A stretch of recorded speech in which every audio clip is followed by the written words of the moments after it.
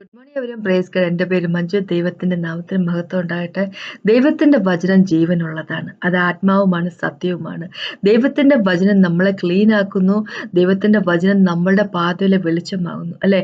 അപ്പോൾ ദൈവത്തിൻ്റെ വചനം നമ്മുടെ പാതയിലെ വെളിച്ചമാകണമെങ്കിൽ, അത് നമ്മൾക്ക് ജീവൻ തരണമെങ്കിൽ അല്ലെ, നമ്മളെ ക്ലീൻ ആക്കണമെങ്കിൽ ദൈവത്തിൻ്റെ വചനം നമ്മൾ ഗ്രഹിക്കണം, അല്ല, മനസ്സിലാക്കണം. അത് മനസ്സിലാക്കി അതനുസരിച്ച് ജീവിക്കണം. നമ്മൾക്ക് മനസ്സിലായില്ലെങ്കിൽ എന്താണ് പറ്റുന്നത്? ദൈവത്തിന്റെ വചനം നമ്മൾ വെറുതെ വായിച്ചുകൊണ്ട് കാര്യമില്ലല്ലോ. ദൈവത്തിന്റെ വചനം നമുക്ക് ഗ്രഹിക്കാൻ സാധിച്ചില്ല എങ്കിൽ നമ്മുടെ ഉള്ളിലേക്ക് വരുന്ന വചനത്തെ പിശാച് എടുത്തു കളയുക തന്നെ ചെയ്യും. അതാണ് ഇന്നത്തെ ടോപ്പിക്ക്.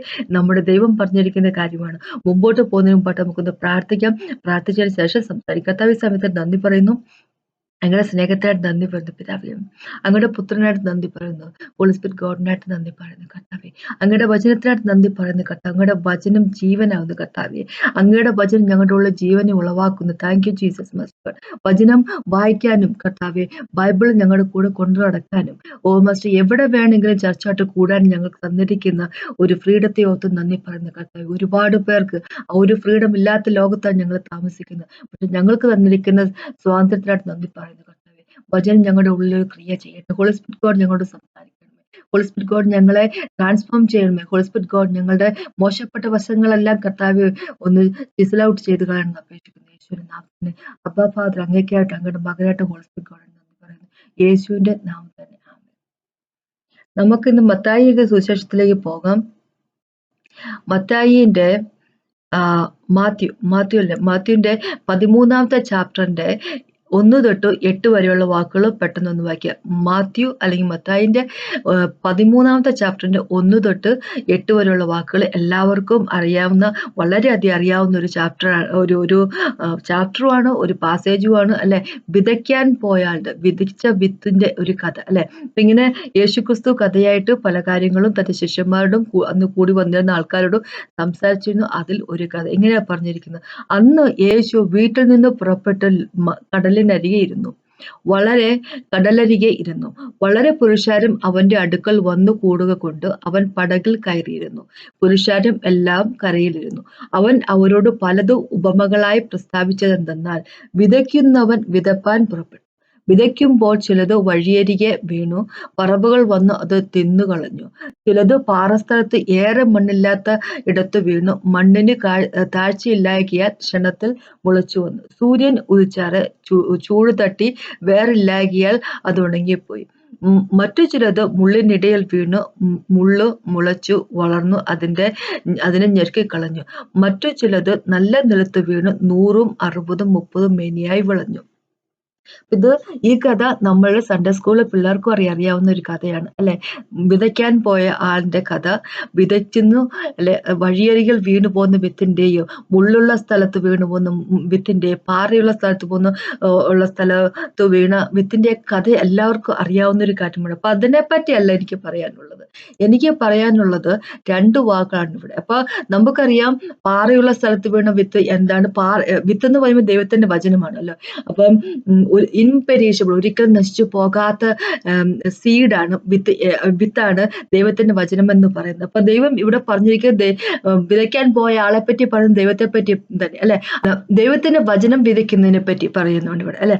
അപ്പൊ നമുക്കറിയാം, പാറയുള്ള സ്ഥലം എന്ന് പറയുമ്പോ പാറ കാണിക്കുന്നത്, അപ്പൊ പാറയുള്ള സ്ഥലത്തിന്റെ കുറച്ച് ടോപ്പിലായിട്ട് മണ്ണുണ്ട്, അല്ലെ? അതുകൊണ്ടാണ് പെട്ടെന്ന് തന്നെ വചനം കേട്ടപ്പോ തന്നെ അത്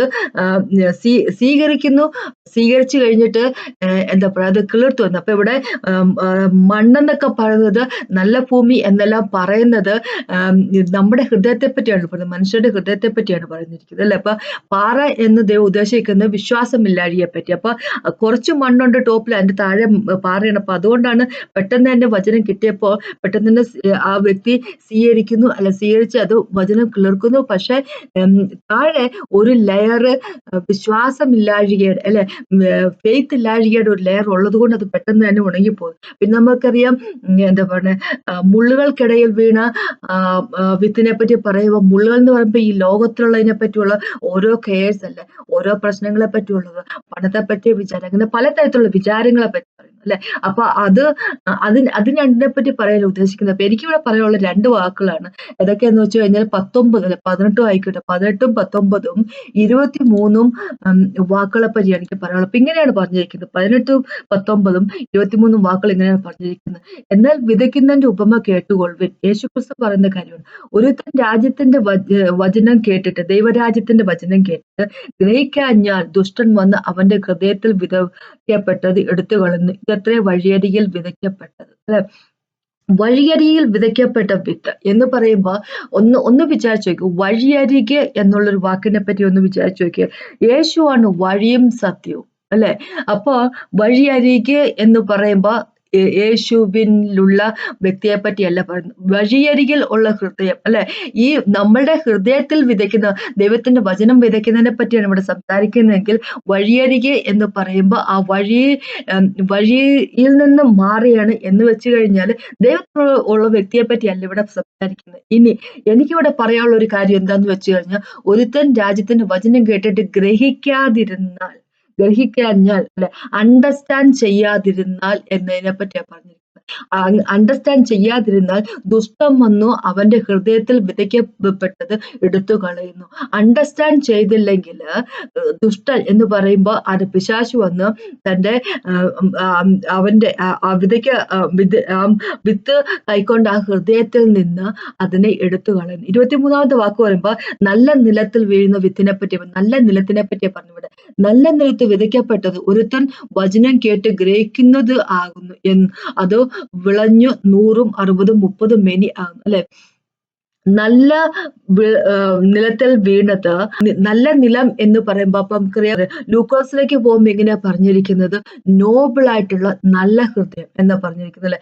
നല്ല ഹൃദയത്തിനെയാണ് നല്ല നിലം എന്ന് ദൈവം ഇവിടെ പറഞ്ഞിരിക്കുന്നത്. അപ്പൊ അവിടെ അങ്ങനെ പറയുന്നത് നല്ല ഹൃദയത്തിൽ അല്ലെ, പ്രിപ്പയർഡ് ആയിരിക്കുന്ന ഹൃദയത്തിൽ വീഴുന്ന ആ വചനത്തെ അവര് ഗ്രഹിക്കുമ്പോൾ അല്ലെ, അവര് ഗ്രഹിക്കുമ്പോഴാണ് അത് 100 മേനിയായിട്ടും 30 മേനിയായിട്ടും 60 മേനിയായിട്ടൊക്കെ മാറുന്നത്.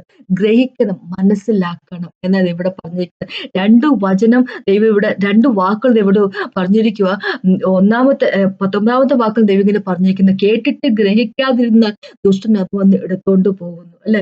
ഗ്രഹിച്ചു കഴിയുമ്പോൾ അല്ലെ, നല്ല ഹൃദയത്തിലേക്ക് വീഴുന്ന, പ്രിപ്പയർ ചെയ്തിരിക്കുന്ന ഹൃദയത്തിലേക്ക് വീഴുന്ന, ദൈവത്തിന്റെ അടുത്ത് നിൽക്കുന്ന ഹൃദയത്തിലേക്ക് വീഴുന്ന വചനം അത് ഗ്രഹിച്ചു കഴിയുമ്പോൾ അത് 100ഉം 60ഉം 30ഉം മേനിയായിട്ട് അല്ലെ, ഓരോരുത്തരെ ആശ്രയിച്ച് അല്ലെ, അത് 60ഉം 30ഉം മേനിയൊക്കെ ആയിട്ട് അത് വിളവ് തരിക തന്നെ ചെയ്തു. അപ്പൊ ഗ്രഹിക്കുക എന്നുള്ളതാണ് ഇവിടുത്തെ കീവേഡ് എന്ന് പറയുന്നത്. ഗ്രഹിച്ചില്ലെങ്കിൽ, മനസ്സിലാക്കിയില്ലെങ്കിൽ അല്ലെ, അണ്ടർസ്റ്റാൻഡ് ചെയ്തില്ല. ഇംഗ്ലീഷ് ബൈബിളിൽ പറഞ്ഞിരിക്കുന്നത് ഇങ്ങനെ, NKJV ന്യൂ കിങ് ജെയിംസ് വേർഷനിൽ പറഞ്ഞിരിക്കുന്നത് ഇങ്ങനെ, അണ്ടർസ്റ്റാൻഡ് ചെയ്തില്ല എങ്കിൽ അല്ലെ, നമ്മളത് എന്താ പറയുക, ആംപ്ലിഫൈഡ് വേർഷനിലേക്ക് പറഞ്ഞിരിക്കുന്നത് എന്താന്ന് വെച്ച് കഴിഞ്ഞാൽ, അത് സ്വീകരിച്ചിട്ട്, അതെല്ലാവരും കൺസിഡർ ചെയ്തിട്ട്, അത് പെർസീവ് ചെയ്തിട്ട്, പിന്നെ അതിനെ എന്താ പറയാ, അണ്ടർസ്റ്റാൻഡ് ചെയ്തില്ല എങ്കിൽ എന്താ പറയുക, നമ്മളുടെ മനസ്സിൽ നിന്ന് തന്നെ പിശാച് അത് എടുത്തു കളയുക തന്നെ ചെയ്യും അല്ലെ. അപ്പൊ വചനം മനസ്സിലാക്കുക എന്നുള്ളത് വളരെ ഇമ്പോർട്ടന്റ് ആയിട്ടുള്ള കാര്യമാണ് എന്നാണ് ചുരുക്കം. നമ്മൾ വെറുതെ വചനം വായിച്ചു വിട്ടിട്ട് കാര്യമില്ല. ദൈവത്തിന്റെ വചനം എന്നുള്ളത് നമ്മളുടെ പാതയിലെ വെളിച്ചമാണ്. നമുക്കറിയാം അല്ലെ, 119ാമത്തെ സങ്കീർത്തനം 105ാമത്തെ വാക്കിനെ പറഞ്ഞിരിക്കുന്നത്, നിന്റെ വചനം എന്റെ കാലിന് ദൈവവും എന്റെ പാതയ്ക്ക് പ്രകാശവും ആവുന്നെന്ന് പറഞ്ഞിരിക്കുന്നു അല്ലെ. അപ്പോ ദൈവത്തിന്റെ വചനത്തിന്റെ എൻട്രൻസ് അല്ലെ എന്ന് പറഞ്ഞാൽ, ദൈവത്തിന്റെ വചനം നമ്മുടെ ഉള്ളിലേക്ക് വരുമ്പോ അല്ലെ, ദൈവത്തിന്റെ വചനം നമ്മുടെ ഉള്ളിലേക്ക് വരുമ്പോ അത് നമ്മുടെ ഉള്ളിന്റെ ഉള്ളിൽ പ്രകാശമായിട്ട് തീരുന്നു. ഇത് 119ാമത്തെ സങ്കീർത്തനത്തില് ഇങ്ങനെ പറഞ്ഞിരിക്കുന്ന ഒരു കാര്യമാണ് അല്ലെ. അപ്പൊ നമ്മുടെ ഉള്ളിലേക്ക് entrance of the word of God gives light എന്ന് പറഞ്ഞു. Entrance of the word of God, ദൈവത്തിന്റെ വചനം ഒരു വ്യക്തിയുടെ ഉള്ളിലേക്ക് അത് വരുമ്പോ അത് നമ്മുടെ ഉള്ളിൽ ഒരു പ്രവൃത്തി ചെയ്യുകയും, അങ്ങനെ പ്രവൃത്തി ചെയ്യുമ്പോൾ നമുക്ക് സിമ്പിൾ ആയിട്ടുള്ള ആൾക്കാർക്ക് എന്താ പറയുക, വിജ്ഞാനം തരുകയോ ചെയ്യുക, അണ്ടർസ്റ്റാൻഡിങ് തരുകയോ ചെയ്തിരിക്കുന്നത്. അപ്പൊ ദൈവത്തിന്റെ വചനം വെറുതെ നമ്മുടെ ഉള്ളിലേക്ക് വന്നിട്ട് അല്ലെ, വെറുതെ ദൈവത്തിന്റെ വചനം നമ്മുടെ ഉള്ളിലേക്ക് എൻറ്റർ ചെയ്യുമ്പോൾ അതിന് പ്രത്യേകിച്ച് ഒരു കാര്യം ചെയ്യാൻ സാധിക്കുന്നില്ല അല്ലെ. എന്ന് വെച്ച് കഴിഞ്ഞാല് ദൈവത്തിന്റെ വചനം നമ്മുടെ ഉള്ളിൽ ഉള്ളില് അത് നമ്മുടേതായി കഴിയുമ്പോഴാണ്, അല്ലെ, നമ്മുടെ പേഴ്സണലായി കഴിയുമ്പോഴാണ്, നമുക്കത് മനസ്സിലാക്കി കഴിയുമ്പോഴാണ്, ഓ ഇതാണല്ലോ ദൈവം പറഞ്ഞിരിക്കുന്നത്, അല്ലെ, എന്ന് നമുക്ക് മനസ്സിലായി കഴിയുമ്പോഴാണ് നമ്മുടെ വചന നമ്മുടെ വചനം, ദൈവത്തിന്റെ വചനം നമ്മുടെ ഉള്ളിൽ ഒരു വർക്ക് ചെയ്യുന്നത്. അതുകൊണ്ടാണ് എഫേസ്യക്കത്ത് ലേഖനത്തില് 1-ാമത്തെ ചാപ്റ്ററില് പോള് എഫേസ്യർക്ക് വേണ്ടി പ്രാർത്ഥിക്കുന്നത് ഇങ്ങനെ: നിങ്ങൾക്ക് എന്താ പറയാ, റെവലേഷന്റെ, വെളിപാടിന്റെ ആത്മാവും ബുദ്ധിയുടെ ആത്മാവും ജ്ഞാനത്തിന്റെ ആത്മാവും തരണം എന്ന് പ്രാർത്ഥിക്കും. ദൈവത്തോട് എഫേസ്യർക്ക് വേണ്ടി, എഫേസോസിലുള്ള ചർച്ചിന് വേണ്ടി പ്രാർത്ഥിക്കുന്ന പ്രാർത്ഥന അത്, അല്ലെ. അപ്പൊ വെറുതെ റെവലേഷൻ കിട്ടിയെന്ന് പറഞ്ഞുകൊണ്ട് വെളിപാട് കിട്ടുമെന്ന് പറഞ്ഞിട്ട് കാര്യമില്ല. അത് വെളിപാടിനെ ഹാൻഡിൽ ചെയ്യാനുള്ള ബുദ്ധിയും വേണം, അല്ലെ. അപ്പൊ എന്ന് വെച്ച് കഴിഞ്ഞാല് ദൈവത്തിൽ നിന്ന് നമുക്ക് വെളിപാട് കിട്ടിയേ മതിയാവത്തുള്ളൂ. ദൈവത്തിന്റെ ഈ വചനം നമ്മൾക്ക് മനസ്സിലായേ സാധിക്കാൻ പറ്റത്തുള്ളൂ. നമുക്ക് മനസ്സിലായില്ലെങ്കിൽ, നമ്മൾ ഗ്രഹിച്ചില്ല എങ്കിൽ എന്ത് പറ്റുമെന്ന് വെച്ച് കഴിഞ്ഞാൽ, ഒന്നാമത്തെ കാര്യം, ദൈവത്തിന്റെ അടുത്ത് നിൽക്കുന്ന വ്യക്തികളാണെങ്കിൽ പോലും പിശാച് അത് വന്ന് എടുത്ത് കളയുക തന്നെ ചെയ്യും, അല്ലെ. നമ്മൾ എന്നും വചനം വായിക്കുന്നുണ്ട്, അത് വാസ്തവം. പക്ഷെ വായിക്കുന്ന വചനം എന്താണെന്ന് നമുക്ക് മനസ്സിലായില്ലെങ്കിൽ അത് വെറുതെയാണ്, അല്ലെ. നമ്മളെ സമയം വെറുതെ കളഞ്ഞെന്നേ ഉള്ളൂ, അതിനെ ചുരുക്കം. അപ്പൊ നമ്മള് ഹോളി സ്പിരിറ്റ് ഗോഡിനോട് ചോദിച്ചിട്ട് നമുക്ക് മനസ്സിലാക്കി എടുക്കുക തന്നെ ചെയ്യണം. കാരണം മനസ്സിലായി കഴിയുമ്പോൾ ദൈവം ഇതാണല്ലോ പറഞ്ഞിരിക്കുന്നത്, അല്ലെ. ദൈവം ഇതാണല്ലോ പറഞ്ഞിരിക്കുന്നുള്ള കാര്യം നമ്മൾക്ക് മനസ്സിലാക്കും. നേരത്തെ നമ്മൾ പറഞ്ഞതേ ഉള്ളൂ, അത് ഗ്രഹിക്കുന്ന ഒരു ഹൃദയത്തിലേക്ക്, ഒരു പ്രിപ്പയർ ചെയ്തിരിക്കുന്ന ഒരു നല്ല ഹൃദയത്തിലേക്ക്, അല്ലെ, അത് എന്താ പറയുക, നല്ല നിലത്തേക്ക് വീഴുന്ന ആ വചനം, അത് ഗ്രഹിച്ചു കഴിയുമ്പോൾ 100 മേനി കൊയ്യാൻ പറ്റും, അല്ലെ. അതിൽ നിന്ന് 60 മേനിയും 30 മേനിയും ഉണ്ടാക്കാൻ പറ്റുന്നു, അല്ലെ. അപ്പോ നമ്മള് ദൈവത്താൽ തിരഞ്ഞെടുക്കപ്പെട്ട, ദൈവമാണ് നമ്മൾ തിരഞ്ഞെടുത്തത്, നമ്മളെ ദൈവത്തെ തെരഞ്ഞെടുത്തത്, അല്ലെ. അത് നമുക്കറിയാം. യോഹന്നാൻ എഴുതിയ സുവിശേഷത്തിന്റെ 15-ാമത്തെ ചാപ്റ്റർ 16-ാമത്തെ വാക്കിൽ ദൈവം ഇങ്ങനെ പറഞ്ഞിരിക്കുന്നത്: ദൈവം നമ്മളെ തിരഞ്ഞെടുക്കുന്നു, എന്ത്, നമ്മൾ ഫലം കായ്ക്കുന്നതിന് വേണ്ടി. ആ ഫലം എന്ന് പറഞ്ഞാൽ വെറുതെയോ എപ്പോഴെങ്കിലും കൊണ്ടായി തീർന്നു പോകുന്ന ഫലമല്ല, അത് നിലനിൽക്കുന്ന ഫലം കായ്ക്കുന്നതിന് വേണ്ടി, റിമെയിൻ ചെയ്യുന്ന ഫലം കായ്ക്കുന്നതിന് വേണ്ടി നമ്മളെ ദൈവം തിരഞ്ഞെടുത്തിരിക്കുകയാണ്. അപ്പൊ നമ്മൾ ഫലം കായ്ച്ചേ പറ്റത്തുള്ളൂ, അല്ലെ. അപ്പൊ യേശു മുന്തിരി വള്ളിയാണെങ്കിൽ, ആ മുന്തിരി വള്ളിയോട് അറ്റാച്ച് ചെയ്തിരിക്കുന്ന ബ്രാഞ്ചുകളാണ് നമ്മൾ. അപ്പൊ ആ ബ്രാഞ്ചുകൾ ഫലം കായ്ച്ചേ പറ്റത്തുള്ളൂ. ഫലം കായ്ക്കാത്ത നിൽക്കുന്ന വെറുതെ ബ്രാഞ്ചിനെ ദൈവം അത് കട്ട് ചെയ്ത്, അല്ലെ, അത് കളയുക തന്നെ വെച്ച് നമ്മൾ ഫലം കായ്ച്ചേ പറ്റുള്ളൂ. അപ്പൊ ഫലം കായ്ക്കണമെങ്കിൽ 100 മേനി കൊയ്യണമെന്നാണ്, നമ്മളിൽ നിന്ന് 100 മേനി കൊയ്യണമെന്നാണ് ദൈവത്തിന്റെ ആഗ്രഹം, അല്ലെ. അപ്പൊ അത് 100 മേനി കൊയ്യണമെങ്കിൽ നമ്മൾ വചനം മനസ്സിലാക്കിയേ പറ്റും. നമ്മൾക്ക് വചനം മനസ്സിലാക്കിയില്ലെങ്കിൽ പല പല പ്രശ്നങ്ങളും ഉണ്ടാകും, അല്ലെ. വെറുതെ വായിച്ചു വിടരുത്, ദൈവത്തിന്റെ വചനം വെറുതെ വായിച്ചു വിടരുത്. അത് മെഡിറ്റേറ്റ് ചെയ്യണം, അല്ലെ. അത് മനസ്സിലാക്കണം. അത് ദൈവമേ എന്താണ് അങ്ങ് എന്നോട് പറയുന്നത്, അത് ധ്യാനിക്കണം. മനസ്സിലിട്ടിട്ട് ദൈവത്തോട് ചോദിക്കും: ദൈവമേ എന്താണ് അങ്ങ് ഇതുകൊണ്ട് എന്നോട് സംസാരിക്കുന്നത്, അല്ലെ. എന്താണ് ഇതുകൊണ്ട് അങ്ങ് ഉദ്ദേശിക്കുന്നത്, എന്താണ് അങ്ങ് ഇവിടെ എഴുതി വെച്ചിരിക്കുന്നത്. ദൈവത്തിന്റെ വചനം എന്ന് പറഞ്ഞു കഴിഞ്ഞാൽ വളരെയധികം ഡെപ്ത് ഉള്ളതാണ്, വളരെയധികം ആഴമുള്ളതാണ് ദൈവത്തിന്റെ വചനം. നമ്മള് ദൈവത്തിന്റെ ഒപ്പം നടക്കുമ്പോ എന്ത് എന്ന് വെച്ച് കഴിഞ്ഞാൽ ദൈവം ആദ്യം വെളിപ്പെടുത്താൻ തുടങ്ങും, അല്ലെ. പിന്നെ നമ്മൾ കുറേയും കൂടെ മച്യൂർ ആയി കഴിയുമ്പോൾ, നമ്മൾ ഓരോ ദിവസങ്ങളും ദൈവത്തിന്റെ ഒപ്പം ഇരുന്ന് കഴിയുമ്പോൾ പിന്നെയും ദൈവം ഇത് ഇങ്ങനെ വെളിപ്പെടുത്തിക്കൊണ്ടേയിരിക്കും. അപ്പൊ ദൈവത്തിന്റെ വചനം ഈ 13-ാമത്തെ ചാപ്റ്റർ മത്തായിന്റെ തന്നെ 13 പറഞ്ഞിരിക്കുന്ന കാര്യമാണ്. ഉള്ളവർക്ക് പിന്നെയും ദൈവം കൊടുക്കും, ഇല്ലാത്തവർക്ക് ഉള്ളതും കൂടെ എടുത്ത് മാറ്റിക്കളയും, അല്ലെ. അപ്പൊ നമ്മൾ ദൈവത്തിന്റെ ഒപ്പം ഇരുന്നിട്ട് ദൈവത്തിന്റെ വചനത്തിൽ നമ്മൾ കാര്യങ്ങൾ മനസ്സിലാക്കും. ദൈവം നമുക്ക് വെളിപ്പെടുത്തി തരുമ്പോൾ, ദൈവം എല്ലാവർക്കും വെളിപ്പെടുത്തി കൊടുക്കാൻ താല്പര്യമുള്ള വ്യക്തിയാണെന്ന് വിചാരിച്ചോളൂ. നമ്മൾ ഇരുന്ന് കൊടുത്താൽ മാത്രം മതി. അപ്പൊ നമ്മൾ ഇരുന്ന് കൊടുക്കാൻ തയ്യാറുള്ളവരാണെങ്കിൽ ദൈവം വെളിപ്പെടുത്തി തരും, അല്ലെ. അപ്പൊ നമ്മൾക്ക് ദൈവം വെളിപ്പെടുത്തി തരുന്നത് അനുസരിച്ച് നമ്മൾ നടക്കുമ്പോൾ, അല്ലെ, പിന്നെ ദൈവം നമുക്ക് വെളിപ്പെടുത്തി തരും. അപ്പൊ ദൈവം നമ്മളോട് പറഞ്ഞേക്കുന്ന എന്താ പറയുക, യോഹന്നാൻ സുവിശേഷത്തിന്റെ 15-ാമത്തെ ചാപ്റ്റർ തന്നെ 3-ാമത്തെ വാക്കിനെ പറഞ്ഞേക്കുന്നത്, ദൈവത്തിന്റെ വചനം നമ്മളെ ക്ലീൻ ചെയ്യുന്നു, അല്ലെ, ക്ലെൻസ് ചെയ്യുന്നു. അപ്പോ ശിഷ്യന്മാരോട് യേശുക്രിസ്തു പറഞ്ഞത്, നിങ്ങളിപ്പോ കേട്ടിരിക്കുന്ന വചനങ്ങളും നിങ്ങൾ ക്ലീൻ ആക്കപ്പെട്ടിരിക്കുക ചെയ്യുന്നു. അപ്പൊ എഫേസ്യക്കത്ത് ലേഖനത്തിലെ 5-ാമത്തെ ചാപ്റ്ററിലും ഇങ്ങനെ തന്നെ പറഞ്ഞിരിക്കുന്നത്, എന്താ പറയുക, ദൈവം തന്റെ സഭയെ അല്ലെ, തന്റെ സഭയെ തന്റെ വചനം കൊണ്ട് ക്ലീൻ ചെയ്യെടുക്കുക ചെയ്യിക്കുന്നത്, ഗ്ലോറിയസ് ആയിട്ടുള്ള സഭയായിട്ട് കൊണ്ടുവരിക ചെയ്യുന്നത്. അപ്പൊ അങ്ങനെയാകുമ്പോ ദൈവത്തിന്റെ വചനം നമ്മുടെ ഉള്ളിൽ ഉണ്ടായിരിക്കണം അല്ലെ. അപ്പൊ വചനം വെറുതെ നമ്മൾ ബൈഹാർട്ട് പഠിച്ചിട്ട്, സൺഡേ സ്കൂളിൽ പഠിക്കുന്ന പോലെ നമ്മൾ കുറച്ച് ബൈഹാർട്ട് പഠിച്ചിട്ട് അതുകൊണ്ട് പ്രയോജനമില്ല. അത് നമ്മൾക്ക് മനസ്സിലായി കഴിയുമ്പോൾ, അത് നമ്മുടെ പേഴ്സണലായി കഴിയുമ്പോഴേക്കും, ഓ ദൈവം ഇതാണ് അതുകൊണ്ട് ഉദ്ദേശിച്ചിരിക്കുന്നത്, അതിനെപ്പറ്റി വെളിപാട് നമുക്ക് കിട്ടിക്കഴിയുമ്പോൾ അത് നമ്മുടെ ഉള്ളിൽ, വചനം നമ്മുടെ ഉള്ളിൽ ക്രിയ ചെയ്യാൻ തുടങ്ങുന്നു അല്ലെ. നമ്മൾ നേരത്തെ ചെയ്തുകൊണ്ടിരുന്ന കാര്യങ്ങൾ അല്ലെ, പലതും ഇപ്പൊ ഞാനിങ്ങനെ ചെയ്യരുതല്ലോ, കാരണം എന്റെ ദൈവത്തിന്റെ വചനം പറയുന്നു ഞാൻ ഇങ്ങനെ ഗോസിപ്പ് പറയരുത്, ഞാൻ മോശപ്പെട്ട രീതിയിൽ നടക്കരുത്, ഞാൻ മോശപ്പെട്ട വാക്യങ്ങൾ സംസാരിക്കരുത്, ഞാൻ ഐഡിയലായിട്ട് ഞാൻ വെറുതെ കളിയായിട്ട് പറയുന്ന വാക്കുകൾ പോലും ഞാൻ ദൈവത്തിന് അക്കൗണ്ട് കൊടുക്കേണ്ട ഒരു ദിവസം വരുന്നു അല്ലെ. വെളിപാട് പുസ്തകത്തിൽ പറഞ്ഞിരിക്കുന്നു, നമ്മൾ ദൈവത്തിന് മുമ്പിൽ നിൽക്കുന്ന ഒരു ദിവസം വരും. എല്ലാവരും ചെറുതും വലുത് ആപാലവൃത്തങ്ങൾ മൊത്തം ദൈവത്തിന് മുമ്പിൽ നിൽക്കുന്ന ഒരു ദിവസം വരുന്നു. അപ്പൊ അന്ന് ദൈവം തന്റെ പുസ്തകങ്ങൾ തുറക്കുമ്പോ എന്നെപ്പറ്റി എഴുതിയിരിക്കുന്നത് നല്ല കാര്യങ്ങൾ മാത്രമായിരിക്കണം. അപ്പൊ അതിനുവേണ്ടി ഞാൻ ഇന്നും നന്നായിട്ട് തന്നെ നടക്കണം. അപ്പൊ അങ്ങനെയുള്ള ഒരു ബുദ്ധിയും അല്ലെ നമ്മൾക്ക് തരിക തന്നെ നമുക്ക് വചനത്തിൽ നിന്ന് കിട്ടും അല്ലെ. വചനം നമ്മളെ പണിയാൻ തുടങ്ങും. വചനം നമ്മളെ പണിയണമെങ്കിൽ നമുക്ക് വചനം അറിയണം അല്ലെ. അതുകൊണ്ടാണ് പറഞ്ഞിരിക്കുന്നത്, സങ്കീർത്തനക്കാരൻ പറഞ്ഞിരിക്കുന്നത് 119 സങ്കീർത്തനത്തിൽ പറഞ്ഞിരിക്കുന്നത്, ദൈവത്തിന്റെ വചനത്തിന്റെ എൻട്രൻസ് നമ്മളെ അതെന്ത് ചെയ്യുന്നു, നമ്മൾക്കത് നമ്മൾക്ക് പ്രകാശമാണ്, നമ്മുടെ ജീവിതത്തിൽ പ്രകാശമാണ് അല്ലെ. അത് ബുദ്ധിയില്ലാത്തവർ, സിമ്പിൾ ആയിട്ടുള്ളവരെ അല്ലെ, അത് ബുദ്ധിയുള്ളവരാക്കുക തന്നെ ചെയ്യും, അത് അണ്ടർസ്റ്റാൻഡിങ് കൊടുക്കുക തന്നെ ചെയ്യും. അത് നമുക്ക് മനസ്സിലാക്കണം അല്ലെ. ദൈവത്തിന്റെ വചനം മനസ്സിലാക്കുമ്പോൾ ഒരു ബുദ്ധിയും ബോധവും ഇല്ലാതെ നടന്നുകൊടുന്ന ഒരു രീതിയിൽ നടന്നുകൊണ്ടിരുന്ന വ്യക്തികളെ ബുദ്ധിയുള്ളവരും കഴിവുള്ളവരും അറിവുള്ള വ്യക്തികളാക്കി മാറ്റാൻ കഴിവുള്ള ദൈവത്തിന്റെ വചനം അല്ലെ. ദൈവത്തിന്റെ വചനം നമ്മൾക്ക് മനസ്സിലായില്ലെങ്കിൽ, ദൈവത്തിന്റെ വചനം നമ്മൾക്ക് പേഴ്സണൽ ആയിട്ടില്ലെങ്കിൽ എന്ത് പറ്റുമെന്ന് വെച്ചാൽ, ദൈവം പറയുന്ന കാര്യം വചനം വഴി ദൈവം പറയും. ദൈവത്തിന്റെ റിട്ടേൺ വേർഡ് ബുക്ക് അല്ലെ, ബൈബിൾ വഴിയും ദൈവം സംസാരിക്കും, നേരിട്ട് സംസാരിക്കും. അപ്പൊ ബൈബിൾ വഴി സംസാരിക്കുക എന്താന്ന് പറഞ്ഞ ദൈവത്തിന്റെ വചനം നമ്മുടെ ഉള്ളിലേക്ക് വരും. നമുക്കത് മനസ്സിലായിട്ടില്ലെങ്കിൽ അല്ലെ, ചില സമയത്ത് ദൈവം എന്താ പറയാ,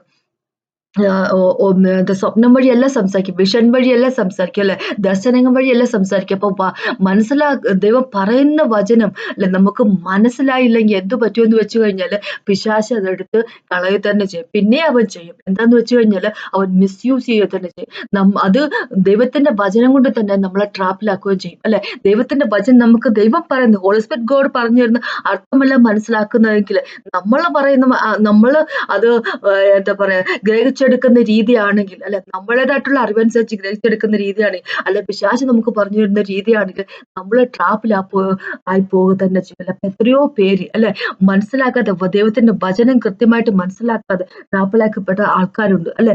ഓരോ കാര്യങ്ങൾ ചെയ്ത് കൂട്ടുന്ന ആൾക്കാർ എത്രയോ പേരുണ്ട് അല്ലെ. നമ്മളെ തന്നെ എത്രയോ പാസ്റ്റർമാർ മിസ്യൂസ് ചെയ്തിട്ടുണ്ട് അല്ലെ. ഒന്ന് വിചാരിച്ചു നോക്കി. ഉദാഹരണമായിട്ട് പറയുവാണെങ്കിൽ, ലൂക്കോസ് സുശേഷത്തിന്റെ 6ാമത്തെ ചാപ്റ്ററിലേക്ക് വരുമെന്ന് ഞാൻ അപേക്ഷിക്കുന്നു. ലൂക്കോസിന്റെ 6:37 തൊട്ട് 42 വരെയുള്ള വാക്കുകൾ നമുക്ക് പെട്ടെന്നൊന്ന് വായിക്കാൻ ഒരു ഉദാഹരണമായിട്ട് പറയുകയാണ് അല്ലെ. ഇങ്ങനെ എഴുതി വെച്ചിരിക്കുന്നത്, ലൂക്കോസിന്റെ 6:37 തൊട്ട് 42 വരെയുള്ള വാക്കുകൾ ഇപ്പൊ പെട്ടെന്നൊന്ന് വായിക്കുക. ഇങ്ങനെ പറഞ്ഞിരിക്കുന്നത്, വിധിക്കരുത് എന്നാൽ നിങ്ങളെയും വിധിക്കയില്ല, ശിക്ഷയ്ക്ക് വിധിക്കരുത് എന്നാൽ നിങ്ങൾക്കും ശിക്ഷാവിധി ഉണ്ടാകില്ല, വിടുവിൻ എന്നാൽ നിങ്ങളെയും വിടുവിക്കും, കൊടുപ്പിൻ എന്നാൽ നിങ്ങൾക്കും കിട്ടും, അമർത്തി കുലുക്കി കവിയുന്നൊരു നല്ല അളവ് നിങ്ങളുടെ മടിയിൽ വരും, നിങ്ങൾ അളക്കുന്ന അളവിനാൽ നിങ്ങൾക്കും അളന്നു കിട്ടും. അവൻ ഒരു ഉപമയും അവരോട് പറഞ്ഞു, കുരുടനെ വഴികാട്ടുവാൻ കഴിയുമോ? ഇരുവരും കുഴിയിൽ വീഴുകയില്ല. ശിഷ്യൻ ഗുരുവിന് മീതെയല്ല. അഭ്യാസം തികഞ്ഞവൻ എല്ലാം ഗുരുവിനെ പോലെ ആകും. എന്നാൽ നീ സഹോദരന്റെ കണ്ണിലെ കരട് നോക്കുകയും സ്വന്തം കണ്ണിലെ കോൽ വിചാരിക്കാതിരിക്കുകയും ചെയ്യുന്നത് എന്ത്? അല്ല, സ്വന്തം കണ്ണിലെ കോൽ നോക്കാതെ സഹോദര നിൽക്കൂ, നിന്റെ കണ്ണിലെ കരട് എടുത്തു കളയട്ടെ എന്ന് സഹോദരനോട് പറയുവാൻ നിനക്ക് എങ്ങനെ കഴിയും? കപടഭക്തിക്കാര, മുമ്പേ സ്വന്തം കണ്ണിലെ കോൽ എടുത്തു കളയുക, എന്നാൽ സഹോദരന്റെ കണ്ണിലെ കരട് എടുത്തു കളയുവാൻ വെടിപ്പായി കാണുമല്ലോ. അപ്പൊ ഈ വചനം ഇവിടെ പറഞ്ഞിരിക്കുന്നത് ആരെയും വിധിക്കരുത് എന്നതിനെ പറ്റിയാണ്, ജഡ്ജ് ചെയ്യരുത് എന്നതിനെ പറ്റിയാണ് പറയുന്നത്. എനിക്കിവിടെ നിങ്ങളോട് പറയാനുള്ളത് ഈ 38ാമത്തെ ഒരു വാക്കാണ്. ഇങ്ങനെ ഇവിടെ പറഞ്ഞത്, കൊടുപ്പിൻ എന്നാൽ നിങ്ങൾക്കും കിട്ടും, അമർത്തി കുലുക്കി കവിയുന്നൊരു നല്ല അളവ് നിങ്ങളുടെ മടിയിൽ വരും, നിങ്ങൾ അളക്കുന്ന അളവിനാൽ നിങ്ങൾക്ക് അളന്നു കിട്ടും.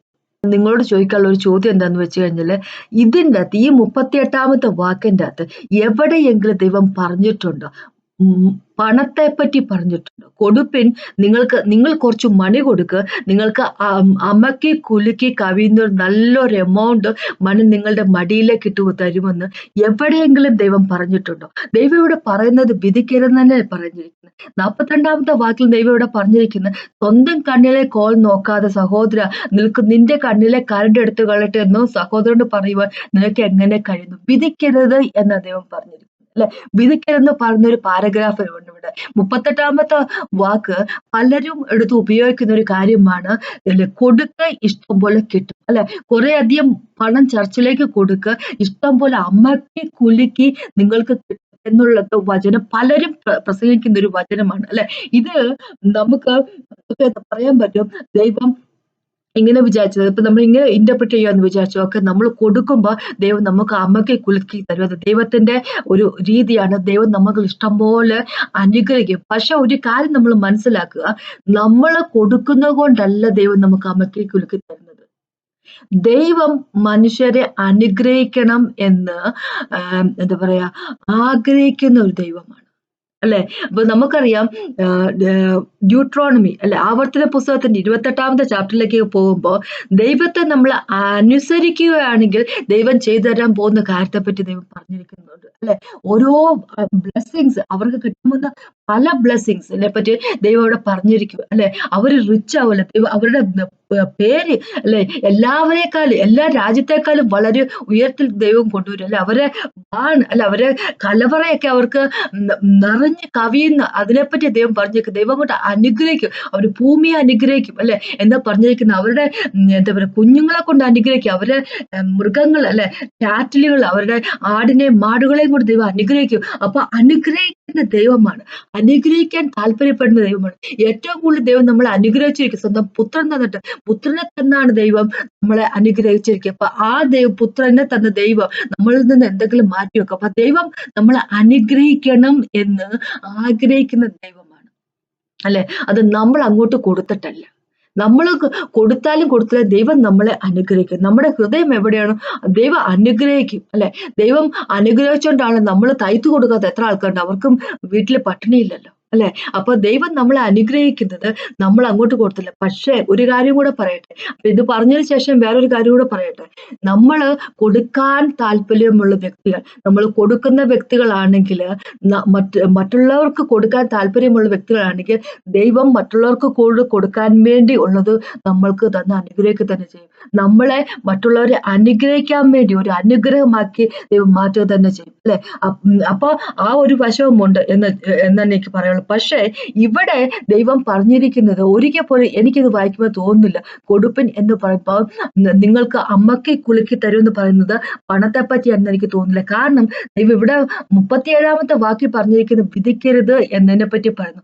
42-ാമത്തെ വാക്കിലേക്ക് വരുമ്പോൾ നിങ്ങളും വിധിക്കരുത്, അല്ലെ, നിങ്ങൾ മറ്റുള്ളവരെ കുറ്റം കണ്ടെത്താൻ നിങ്ങൾ ശ്രമിക്കുക എന്ന് പറഞ്ഞു. ഈ പാരഗ്രാഫ് പൊതുവായിട്ട് ദൈവം പറഞ്ഞിരിക്കുന്ന ഒരു ആശയം എന്ന് പറഞ്ഞാൽ വിധിക്കരുത് എന്ന് ഉള്ളതിനെ പറ്റിയാണ് ദൈവം പറഞ്ഞിരിക്കുന്നത്. പക്ഷെ പലരും ഇത് ഈ 38-ാമത്തെ വാക്ക് എടുത്തിട്ട് നിങ്ങൾ അമ്മയ്ക്ക് കുലുക്ക് ദൈവം നിങ്ങൾക്ക് തരാൻ പോവാണ്, നിങ്ങൾ കൊടുത്തു നിങ്ങൾക്ക് കിട്ടാൻ പോവാണെന്ന് പറഞ്ഞു എത്ര പാസ്റ്റർമാർ അതിനെപ്പറ്റി സംസാരിച്ചിട്ടുണ്ട്, എത്ര പേര് എത്ര ചർച്ചകൾ അങ്ങനെ സംസാരിക്കുന്നുണ്ട്. അല്ലെ, അപ്പൊ നമുക്ക് നമ്മൾ കൊടുക്കാൻ പറയും, ദൈവം റെസ്പെക്ട് കൊടുക്കാനാണെങ്കിലോ ദൈവം പറഞ്ഞിരിക്കുന്നത് ഇവിടെ സ്നേഹം കൊടുക്കാനാണ് പറഞ്ഞിരിക്കുന്നെങ്കിൽ, അല്ലെ, മറ്റുള്ളവരെ നിങ്ങളെപ്പോലെ കൺസിഡർ ചെയ്യാനാണ് പറഞ്ഞിരിക്കുന്നതെങ്കിലോ പണത്തെ പറ്റി മാത്രമല്ല എന്നൊന്ന് വിചാരിച്ചു നോക്കി. അല്ലെ, അപ്പൊ പണത്തെ പറ്റി മാത്രം നിങ്ങൾ മറ്റുള്ളവരെ കൺസിഡർ ചെയ്യണം, നിങ്ങൾ മറ്റുള്ളവരെ റെസ്പെക്ട് ചെയ്യണം, മറ്റുള്ളവർക്ക് സ്നേഹം കൊടുക്കണം, മറ്റുള്ളവരെ വിധിക്കരുത്, നിങ്ങൾ എങ്ങനെ ആയിരിക്കണമോ നിങ്ങളോട് എങ്ങനെ മറ്റുള്ളവർ പെരുമാറണമോ അതേ രീതിയിൽ വേണം നിങ്ങൾ പെരുമാറാൻ എന്നുള്ളതിനെ പറ്റിയാണ് ദൈവം ഇവിടെ പറയുന്നെങ്കിലോ.